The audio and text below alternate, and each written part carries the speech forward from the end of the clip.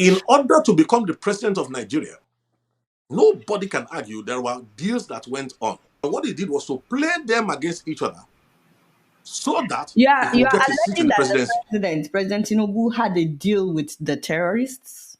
Excuse me, it is no longer a secret anywhere in the world. So what am I talking about here? Tinubu is one heartbeat away. You see, I feel sorry for him. In a way, we need to protect President Tinubu's life. He may think he has the guts to face these people, but I can tell you something, he has totally misread the size of the problem in which he has gone to double his hands.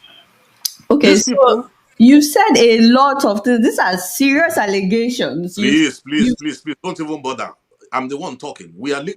So guys, you are going to be listening to one of the most shocking revelations in the internet about deals you've got to enter if you want to become the president of Nigeria. The Islamization is one of the deals you must agree to. It's one of the things you must sign in for if you want to become the president. So that tells you that there are really people who own this country. No wonder they are jailing nnamdi Kanu for life, because he's trying to stop jihad. He's trying to stop the Islamization of Nigeria. That is the only crime for them to sentence him to life imprisonment. And guess what? Sadly, our Yoruba brothers are the ones being used to perpetrate the jihad that has to do with the North. I'm just going to allow you to take a look at this video. Take your time.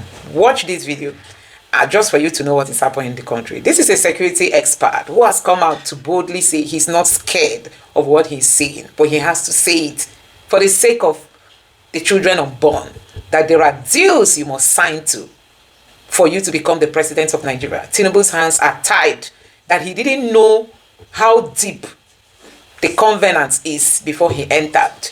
And now that he has entered, take your time, watch this video for yourself to know what is happening in the country. Please don't forget to subscribe and turn on the bell notification. Just people have been asking, what exactly are we dealing with? What is even going on? I want to speak without a shred of doubt right now that what Nigeria is dealing with, it is both an ancient and a modern problem. And this is bigger, including religion, but bigger than religion. This is not an Usman Danfodio narrative. It's a more modern, more deadly, more intelligent Hydra, a supremacist agenda that was perfected by Osama bin Laden when he globalized the global resurgence of religious terrorism. This is not merely a Fulani problem. It's bigger than that. There are at least about 5-6 groups that we are reckoning with. It has a head in education. It has infiltrated our security defense systems. Over the years, it has infiltrated governance. It has infiltrated media. Okay, so thank you so much, Daddy. But I feel like so far you have been speaking in parables. You are not naming. Okay, so you said 5 different heads. You need to put names. Also, you need to give the evidence of all these things that you are saying. I told you it's a supremacist agenda that was designed to use Islam as a cover. That's why for the first 15, 16 years, it was targeted only at Christians first. I told publicly that in the later years, towards the end, when they're about to strike Nigeria completely, they will start killing Muslims as well. So I said that about 10 years ago. You are dealing with something that is global, but has a local face. Its objective is to take the whole of Nigeria, not some of Nigeria. Now, it's going to use Islam and the Sharia to take Nigeria. All over the world, its tactics are different. Who is trying to take Nigeria? Now, let me put it for you like this. The architecture for the intelligence behind this thing is more than the local intelligence. But they have contacted local actors. You see, there's what they call the ISWAP.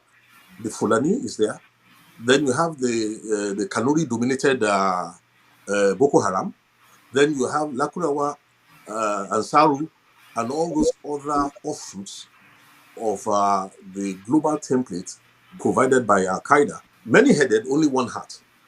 And what the idea is to take Nigeria, take West Africa, take the rest of Africa, and then use that resources to dominate the world. Okay, so it's Al-Qaeda that is trying to take over Nigeria through these different terrorist organizations. An intelligence created by Al-Qaeda between 1991 and 1996, Osama bin Laden was in Sudan. perfecting the model of how to globalize terrorism and rule the world with Sharia. And he knew they would have to kill Muslims as well. So what we're dealing with is bigger than just a religious problem. It's a supremacist agenda covering its face with Islamic religion. So, for people that may be watching right now, some of them will say, we've been hearing about things like this for a long time. Where is the actual evidence? Like what you said Bin Laden drafted in Sudan. Is there a record of it somewhere? Like some people would say, where is the evidence to the things that you're saying? Okay, one of the greatest weaknesses of the African nations of the world, including Nigeria, is the inability to mathematize inquiry. That is to collect statistics and data, crunch it, and then do what they call concatenation.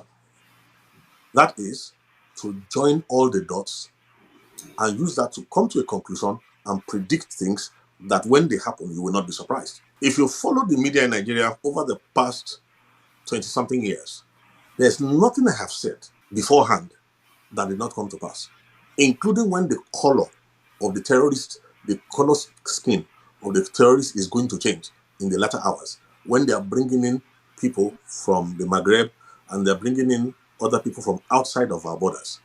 So if you want evidence, I will give you some. Number one, let me give you something very simple.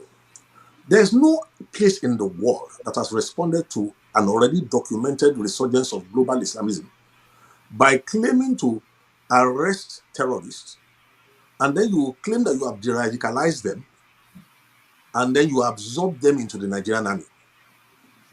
You see, that one alone is an amazing case of stupidity. I've never heard of this kind of madness before. An armed robber comes to your house, you arrest him, instead of prosecuting him, you claim that you have changed his mind, and you now make him join your megadis. That is, of course, one. Number two, if we collate, I can tell you from the beginning, one of the things I discovered from the year 1999 to 2000 was government complicity. And why do I say so? We have reached a stage now where we are not afraid of anything anymore. In those days, we were more afraid of the enemy within than the enemy without. So today, there can be documents that I will give you, will put on display. When you find out that young girls are kidnapped, married off, taken away from their husbands, I mean, sometimes young girls are kidnapped, sometimes wives are kidnapped, married off Islamic way, and you will see that a summons will come. The governors were aware. I can give you a case where we had to curb a terrorist attack in Kaduna State. We could tell you the modus operandi. It started with Gumi when he came back from Mecca, when he came back from Saudi Arabia. His first tafsir in Kaduna was a call to violence, to slaughter. The VHS came to me because we have been setting up early warning systems, and this is what a real early warning system is to prevent something. When we got it, we translated it into English, and at that time it was Obasanjo who was the president of Nigeria. Thank God for the Foursquare General Overseer, who is now late, Wilson Badejo, who assured me that what we prepared and gave to him was given to Obasanjo in his bedroom. But what they didn't know was that we were still monitoring Kaduna to see whether the arms build-up towards the execution was going to stop. When we saw that it was not going to stop, in fact, this is a good example I'm giving you, I had to call a special strategic session with media, because media is a force expander in this new war form, this Hydra-headed war form. At that time, the man they call Additional, who became Buhari's media, whatever, was at that time an editor-in-chief or something in one of the newspapers. They gathered together, and I told them, this is the problem. They are about to kill at Femi least 600 to Adesina. 900 people. Femi Additional. They are about to kill 600 to 900 people in Kaduna. And I said to them, we have sent all the information to the army, to all the places. There's nobody stopping them. Unknown to them, we were monitoring. The Gumi boy went into the SSS office in Kaduna laughing and came out laughing. When I got that report in Lagos, we decided to call this media meeting and said, look, how do we solve this? Now, there's a headline that we had to put up where they did as if they interviewed the head of CAN and had to interview Gumi. Immediately, we took the front pages, the full pages in the newspapers and the new media, and the news blew across the world. The queries came to the president of Nigeria. It was reported to me directly that the Gumi boy entered, then it was a small boy. I mean, he entered the SSS office. This time he didn't come out laughing. He left the country immediately. Now, this is a guy who has been banned by Saudi Arabia. They didn't allow him to enter Saudi Arabia. Let me give you another proof. I was on television when I found out there was no other way of escape. When an Al Qaeda operative was already appointed as a federal minister in Buhari's government. And I questioned Do that you how mind naming that minister? what's his name? Something Issa Pantami. How do I know? I supervised an evacuation in 2004 when a young Christian was slaughtered in the mosque of ATBU. That's Abaka Tafawa Balewa University. Okay? Now, when we supervised that, it was this Pantami who was a lecturer in that university at that time who put a fatwa on certain students because they preached the gospel to Muslims in a university. And at that time, when they killed that boy, we had to go and evacuate the others whose names I spoke to them recently. They are still afraid till now. The young guys brought them into Lagos. We made arrangements to take them into other countries where there's better respect for human worth. And then Sunday Achi was the name of the student who was murdered. Okay. At that time, for you to know how this thing works, there was a bishop who was working with the Obasanjo government who went to arrange for the burial of this boy. And when I said, let us make it an issue, they at that time were cooperating because they didn't realize how dangerous this Hydra is. Later, that Hydra attacked that bishop, almost killed him, finished his secretary. Fortunately, they couldn't catch his wife. They maimed him. And today, he's one of the forefront advocates who has realized how dangerous this thing is. I could easily give you many more examples. One of the former head of state who was claiming that there was nothing in his time, I was at a meeting with him in his home in Ota. When he gave me his own version of what he believed was going on, I said to him, sir, during your government, they were already building up more and more, infiltrating more and more. I said, do you remember a meeting you went to have in northern Nigeria when these things happened? When you left, they slaughtered every member of the family that entertained you. I said they were sending you a warning to back off. Now, some years later, he went for a security meeting outside Nigeria. And I think when they showed him the build-up of what is coming into Nigeria when the final phase comes. Look, the Nigerian army in totality, everybody knows what the number is. The last time they engaged the BH on 3 war fronts, it took almost 2.5 weeks to overcome. So everybody realizes that if you think the Nigerian army can withstand a combined forces of what ISWAP has planned in the future, what is working for us right now is very simple. Nigeria is 220 million people strong. The number of all these people who want to swallow Nigeria, they're not even up to 450,000.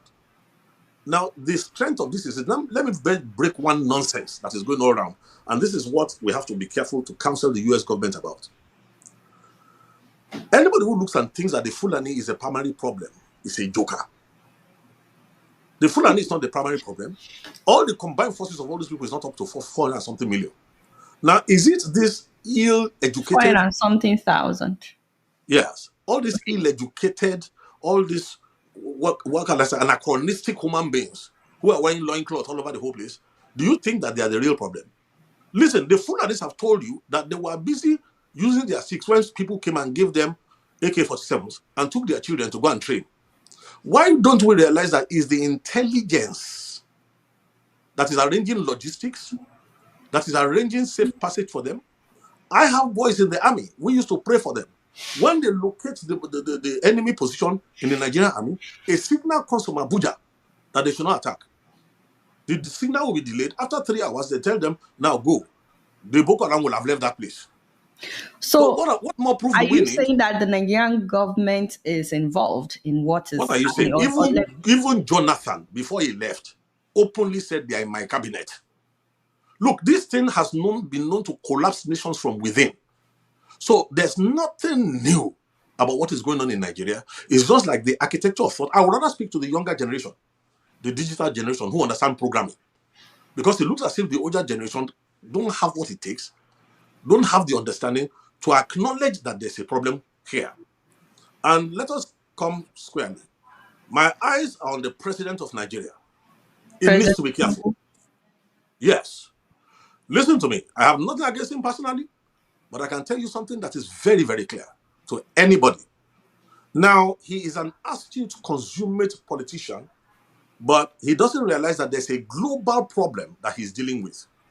In order to become the president of Nigeria, nobody can argue there were deals that went on. And in an essence, what he did was that he, more than anybody else, realized that there are many factors to the Hydra. In terms of the kinetics, apart from the Fulani, the Boko Haram, the ISWAP controlled Ansar, Lakurawa and Co. And what he did was to play them against each other so that he You could are get a seat in alleging the that the presidency. President Tinubu, had a deal with the terrorists. Excuse me, whether we like it or not, it is no longer a secret anywhere in the world that, So, but what's the evidence? Some people will say that, okay, let me what give you talk. Let me evidence just do give you you throw you, have? let me throw you one quickly.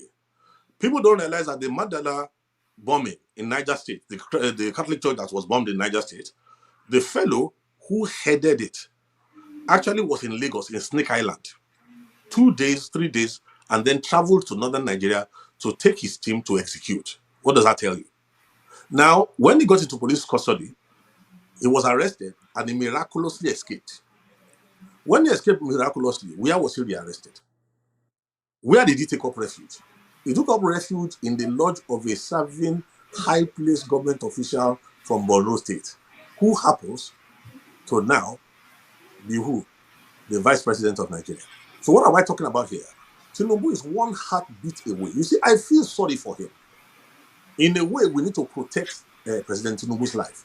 He may think he has the guts to face these people, but I can tell you something, he has totally misread the size of the problem in which he has gone to double his hands. Okay, These so people, you said a lot of things. These are serious allegations. You please, don't even bother. I'm the one talking. We are, listen, we are yes. the circumcision. We worship God in the spirit. We rejoice in Christ Jesus and we have no confidence in the flesh. I'm a statesman. We worry about the generations to come. I'm not worried about the next election. There's nothing I'm saying that cannot be substantiated, not only within Nigeria, but globally. So let nobody deceive themselves. He's so called. Look, why do you think the federal government is trying to deny an evident truth? And all these people who have collected 30 pieces of silver, all these people speaking from two sides of the mouth, who are just shifting positions like the mendacious president that we have, why do you think they are going on like that? Because there's a plan.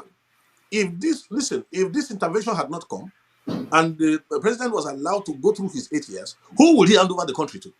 And does he think they are not wise enough to know that if they are able to eliminate him, into whose hand does the country go? Now, this is where the problem is. If the country goes into the hand of the Boko Haram, the Fulani will not be happy. Those who are, look, let me give you a good example, an open secret. When Shekau became Are an you saying that embarrassment, the country will go into the hand of Boko Haram after Tinubu? please, if you remember very well, just after he came in, there was some kidnappings, some bombings, and then there was an outrageous demand for one is impossible, I can't remember, was it 20 billion or something, impossible amount of money. When that demand was made, it was not really because they felt that kind of money will be paid. It was a direct message, a coded message to the presidency. Everybody is aware now that there was complicity in the times of in terms of the former president Muhammad Buhari. Like I told, mentioned Issa Pantami. Also, don't forget about that his interesting governor who turned against Buhari in the last minute, who was persuaded to turn against Buhari, the worst governor Kaduna State has ever had. And I said something when Kaduna State was able to Governor do this El corruption. Rufai? Yes.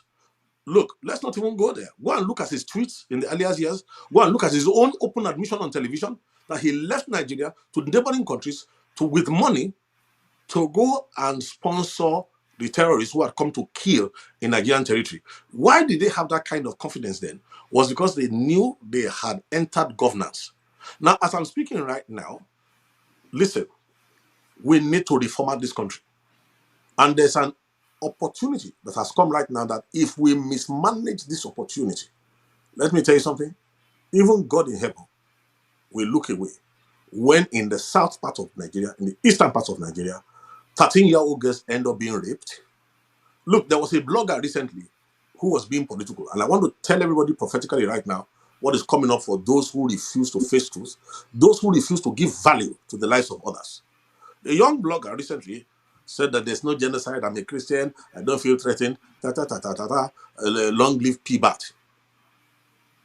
She was one of those who was killed, if the account that is coming is right, in Kwara State in a church attack. Oh, she thought it was far away. Now, this is the fate, sadly, of those Now, who live in by Japan. opportunity, you are talking about Trump saying that he would interfere with what is happening in Nigeria. Well, I prefer the word intervention, and let me put it for you like this: for any godly-minded person, the declaration of Nigeria as a country, a CPC, that Country of designation, concern. Yeah. yes, that designation is a human designation. What we should worry about is that God in heaven himself had already declared Nigeria as a country of particular concern. Listen, according to prophecy, Nigeria is supposed to be the trigger of a global move of revival. Then the other side too decided that Nigeria must become the epicenter of the next greatest satanic attack against the entire world. So the destiny of Nigeria is what we're fighting for. Look, the corruption in Nigeria, I gave an interview when President Tinubu entered, and I did remember saying that it would not be an honor for anybody to serve in this dispensation. After the negotiation, he bought. Look, the mantra of this government is this: whatever problem money cannot solve will be solved by more money. Not realizing that there's a hyper-dimensional problem, a problem bigger than money. Look, let me tell you something, the mistake that he's making. The whole Nigerian budget, when you look at it every year, all said and done, comes to how much? Maybe about $30 billion. How much does the diaspora remit to Nigeria every 20, year? 20 billion. Dollars. Yes, So sir. when you hear Nigerians, you see, when poverty has been weaponized against a nation, people cannot think anymore. The older generation have been reduced by the weaponization of poverty. So look, thinking is an expensive thing. So it's not easy. Don't blame the average Nigerian. People Okay. are susceptible to money. So, Daddy, before we round up, you've said a lot of things. Are these things that you can defend, like the In my allegations sleep. about the In my presidency, sleep. the vice president being part of, Huh? the Excuse Boko me, in whose Haram? house was Kabiru Sokoto? In whose home was Kabiru Sokoto hiding before it was picked up? Please, if not for global interference in Nigerian affairs, we are ready 90 something percent to the day of doom. So if we like, let us miss this opportunity. All those talking from the same different sides of the mouth, they will soon know what it is that we are dealing So, with. exactly what do you want the US to do? Very simple. There are 4 sets of people who are talking to us in the US. Number 1, those who are genuinely concerned. All right. Number 2, we have those who are looking for government appointments. Number 3, In the US, looking for in government the appointments US, in they are looking for Nigeria? government appointments in the US. They are Oh, with careerists. Trump's That's who they are. administration. Then there are those who know that money, US dollars, follows policy. So if not for Trump, they will not be speaking up. They are there. And then there's a last set of zealots who are so zealous that they reject God's wisdom. Those ones are what we call sincere ignorance and conscientious stupidity. They are equally as dangerous. So this is what I want us to do. If Nigeria cooperates properly with the window that God has used Trump to open, there's something that I cannot talk about in detail now. It's called the flight of 2 eagles. There's a bald eagle in that vision that can rescue the green eagle.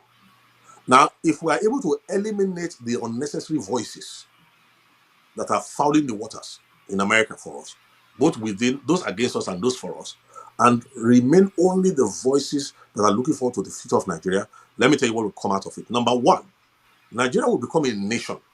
Watch this, where the value of life will be something else. We will leap from quantum leap to the forefront of global civilization, all within 4 to 8 years. Number 2, the Nigerian foreign exchange right now that is about 1,600 naira to the dollar can be brought down to at least 1 to 250 to 350 naira to the dollar if we cooperate properly with understanding to tailor the American response in a way that will be profitable to the global community. So, have you discussed any of this with the Nigerian government? Have you presented? A government that is busy denying. Listen, the moment the Nigerian government is ready, even for President Tinubu, there's a way of escape for him. I fear for his life. If you do a proper concatenation and look at the analysis of what's on the table, and the way these things are going, he can't trust anybody around him because there's an option open to them, which he's aware of. Okay? But Nigeria cannot afford that option. What's So, the option? well, the point is this. If he cooperates with us, we have been studying this thing, we have been watching over this, we will create a Nigeria where no Muslim, no Christian is oppressed. Now, let me tell you this. When the generation of Awolowo and Zik and Co., when they got independence from Nigeria, Pax Britannica did not allow us to lay a firm foundation for a prosperous country. The divide and rule included religion. Now, this opportunistic hydra created by Osama bin Laden is using that opportunity. Now, if only Tinubu will cooperate, I will tell him that the first friend of Nigeria in America, first of all, in the olden days, was a man called Frank Wolf. Next is Chris Smith, Congressman Chris Smith.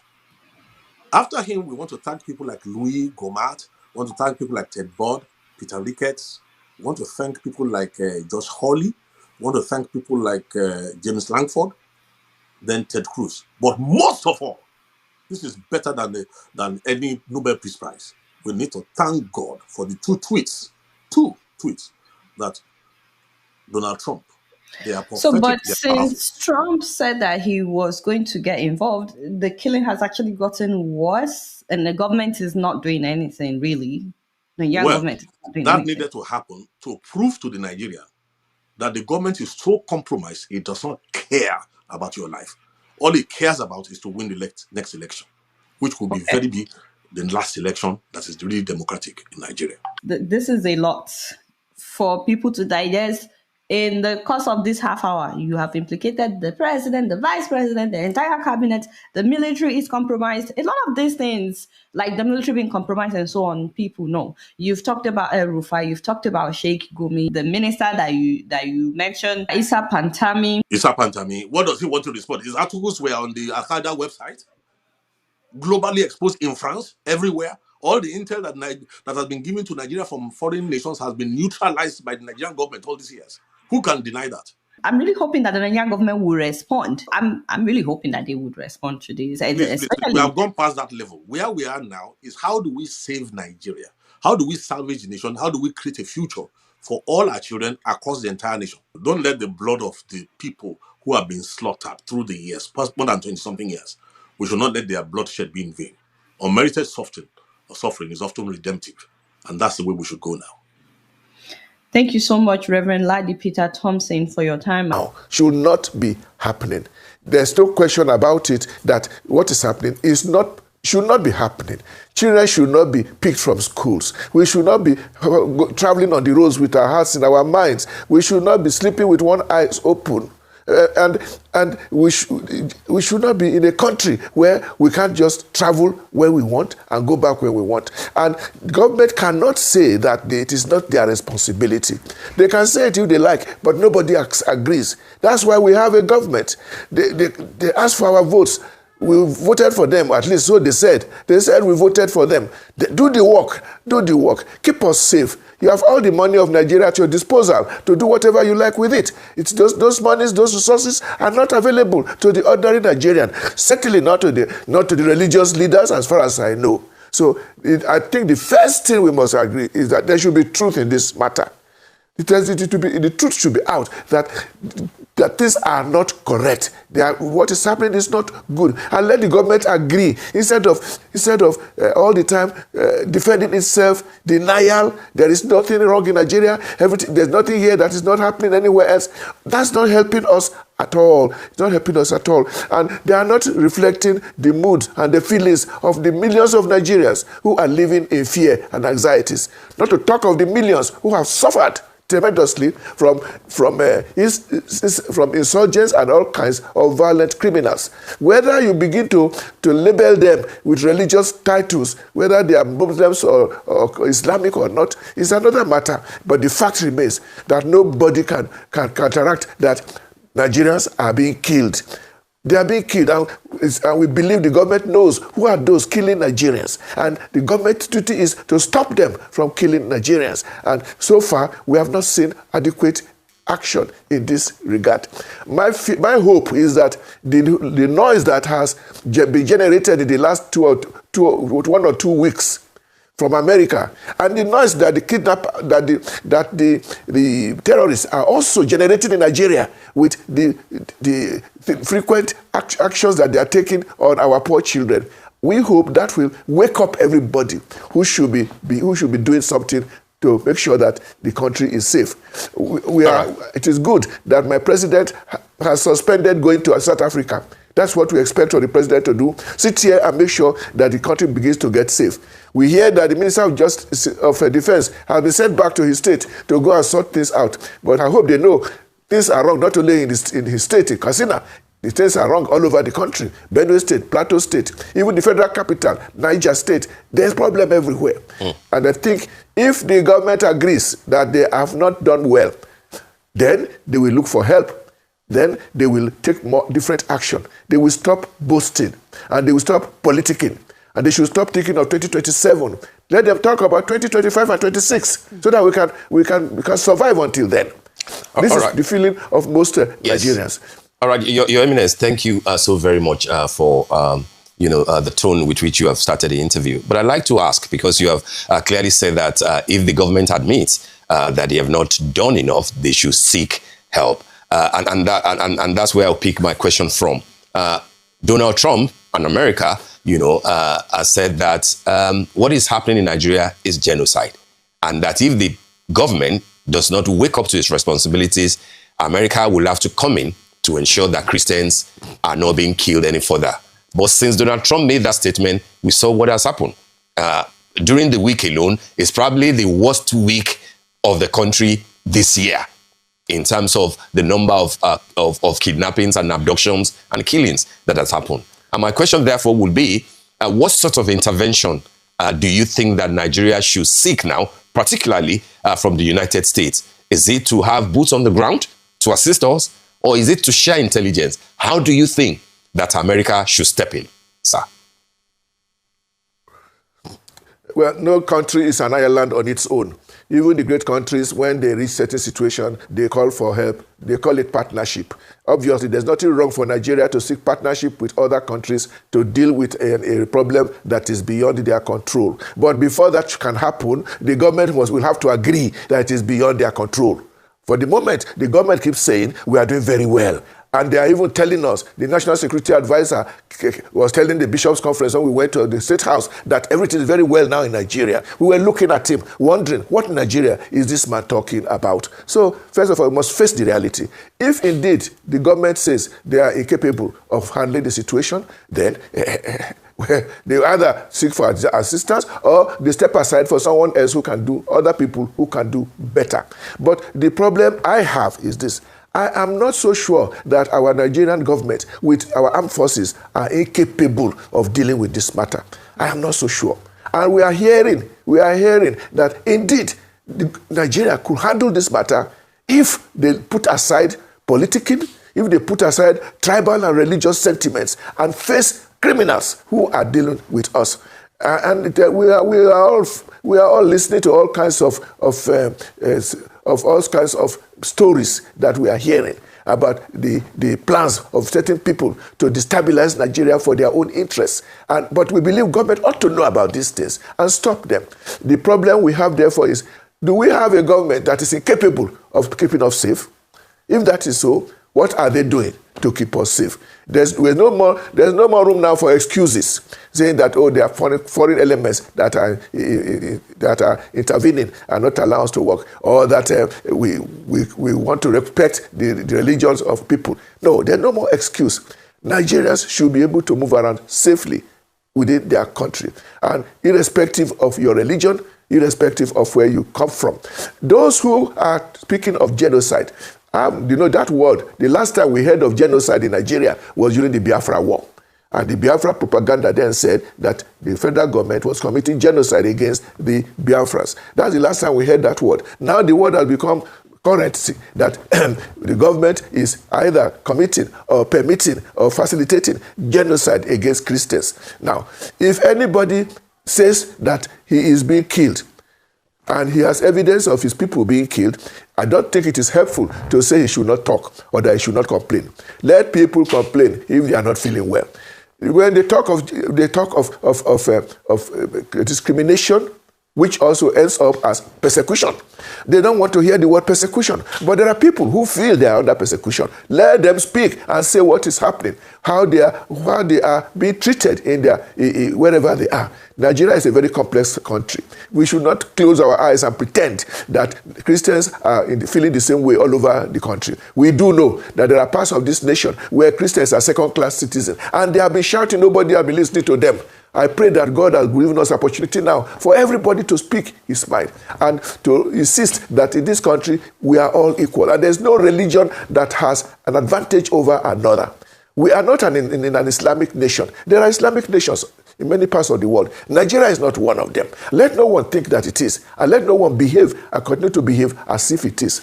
And I think these are the things we must face, and face squarely, sincerely, and courageously. Are we ready to do so? I don't know. I'm an old man now, 81 years old. I'm no longer in charge of any church. I'm a retired Archbishop of Abuja, but there are church leaders who are speaking. They should listen to them. They should call them and listen to them. I don't think there is much use going with high-power delegation to go and start talking with American legislators. For me, it sounds very funny. The discussion is not in America. The discussion should be here in Nigeria. Let us listen to each other. I'm not aware that the Nigerian Christians as a group have gone to America to beg them to come and attack us. No, there was no such thing. No, we didn't. There may be some Nigerian Christians who went and made reports, but as Nigerian Christians, we have not done such a thing. We still believe that we live in a country where we live with fellow Muslims, that we can live together in peace. There are groups, terrorists, who are doing horrible things. They claim to be Muslims. We cannot deny that. If they claim to be Muslims, it is my strong belief that it is the Muslim community in Nigeria who can best deal with them. I can't talk with them. I don't know their language. So if for as long as they claim to be Muslims, we must agree that it is so, even though we can say they are not representing our Muslim community. And we are told too that what they are doing is against the Islamic State. These are just theological discussion. The reality is there on the ground. So all this situation where people are killing and getting away with it, where regularly armed terrorists are occupying people's villages, and the government is doing nothing to dislodge them, and instead they are building in IDP camps where they are living in a miserable way of life. That should stop. That should stop. Yes. This is not a country that is ungoverned. Yes, and I think you said something interesting earlier. You mentioned that the government knows who is killing Nigerians. The government is aware of these people. Given the pressure that we've gotten from the US in the last few weeks, do you have a sense that the government will start naming and shaming and condemning these people who are behind all of these killings? What will it take? Well, there are many Nigerians whom I've spoken to who say they don't care who comes to Nigeria. They don't care about our sovereignty, provided we can be kept safe. That is the reaction of people who are, shall I say, really, they just don't know what to say anymore. But for me, it is a shame on Nigeria that we have to wait for Trump to make noise before we begin to look at the reality that we see all around us. We don't need Trump to remind us that things are going wrong. We don't need Trump to let them know they should name, shame, and deal with all the supporters, the financiers of terrorism in Nigeria. If they do it now, well and good, we thank God. But if they still continue to live in denial and say, no, everything is okay, we have our constitution, of course we have our constitution, but the reality on ground is what we are looking at.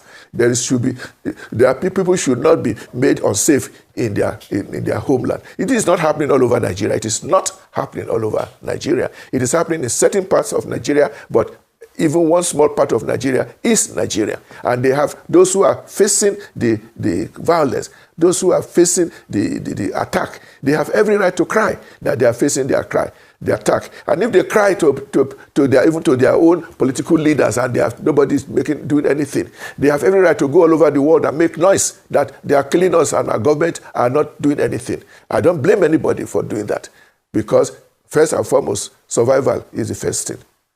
Now, I don't know whether, just as it seems the terrorists have decided to make their wars head with all that has happened in the last week, maybe it will also make the government review everything.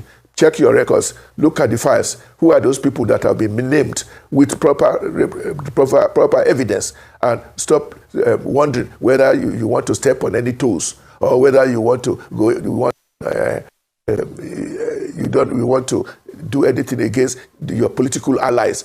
And people are talking about, everybody's talking about 2027, which for me seems really it's a bit sad, because between now and 2027 we have almost a year and a half. A lot can happen. A lot can spoil within these 1.5 years. Why don't we face the country as it is now, make it safe, make it livable, and then when 2027 comes, ask us whether we want you back. Then we will decide.